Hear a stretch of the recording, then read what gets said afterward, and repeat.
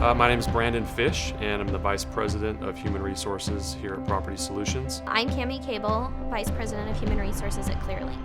I'm Diana Hasselfeld, and I'm the nurse practitioner here at Varian Medical Systems. I'm Chad Myler. I'm the Wellness Coordinator here at USANA Health Sciences. I'm Randy Rasmussen, Vice President of Human Resources at Nelson Laboratories.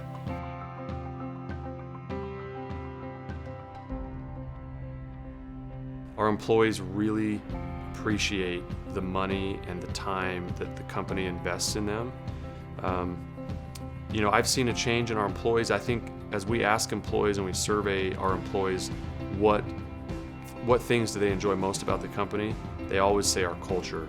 And this wellness initiative is a huge part of our culture. And so to me, having a program like this and participating in the types of things that we do really contribute to the overall well-being of the employee and also their happiness when they come to work. And what's better than that? Happy employees produce and make us more money, and at the end of the day, everyone's better off. Measuring return on investment with wellness, I think, is sometimes hard to quantify.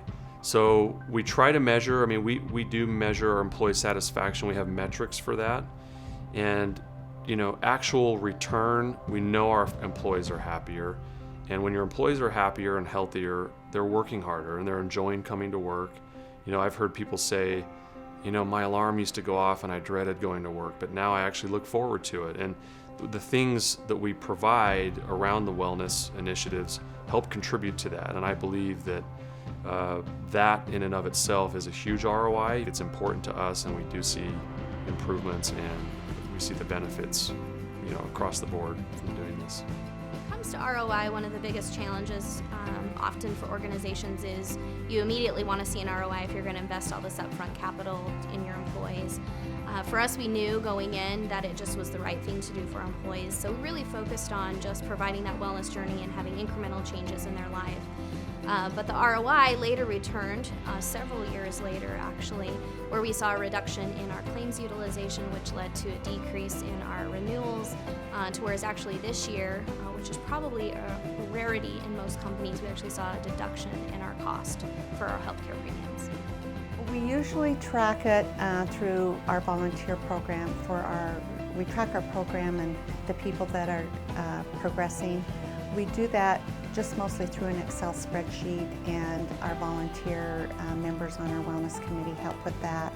And if corporate's having a program, that's usually a purchase program that's online, and we purchase the software with that. We don't track per se the financial return on the wellness efforts. We track a return on our having an on-site clinic that is staffed by a nurse practitioner who can write prescriptions and see people who are having stress and refer them through EAP or counseling. So we do look at that, and we do see a lot of savings having an on-site clinic. It saves people from having to go to their own doctor, from having to go to the Instacare.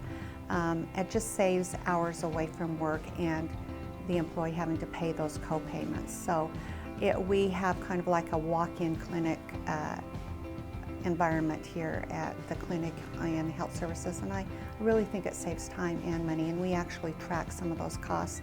We also track, we see a lot of pre-injuries so that they don't develop into workers' comp claims, and we track those costs, and we see a savings there also. The most results we've seen a lot in the physical wellness. We've seen a lot of individuals losing weight, stopping smoking, even just becoming overall healthier.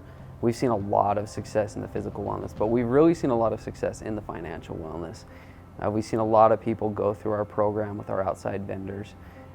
We sourced out with D.A. Davidson, and individuals can work in one-on-one meetings with their 401k, and we've seen a lot of people just kind of understand their finances more, and we've had even experiences where people didn't even know how to use their accounts, and now they kind of feel like they master them. So we've seen a lot of success there as well. And then you need to look at what your company's tolerance is for return on investment of a wellness program, because you don't get an immediate return on investment. It's usually 3 to 5 years before you start seeing an improvement. So you have to gauge what the tolerance is for that return on investment.